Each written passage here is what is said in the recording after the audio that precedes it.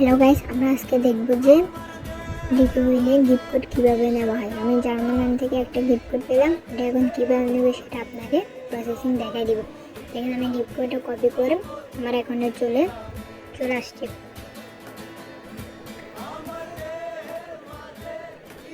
দেখেন আমার অ্যাকাউন্টে মাত্র আছে 5 টাকা, এখানে শুধু 5 টাকা আছে। দেখেন ভালো করে আমরা একটু নিচে চলে আসবো, এখানে গিফট একটা অপশান দেখবো, ওই অপশানে ক্লিক করবো।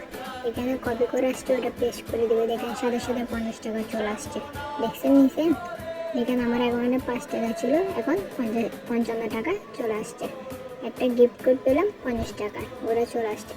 এখন আমি একটু মার্কেটে গিয়ে আপনাদের দেখিয়ে দেবো কীভাবে কাজ করে। এখানে মার্কেটে চলে আসলাম, লটারি থেকে উইনগোতে ঢুকলাম। এখানে দেখেন WinGo 30 second, 1 minute, 3 minute, 5 minute.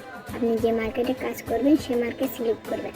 আমি 30 সেকেন্ডে কাজ করি, ওইটা সিলেক্ট করলাম। আমার শুধু উইনগোতে কাজ, এখানে টাইম দেওয়া আছে।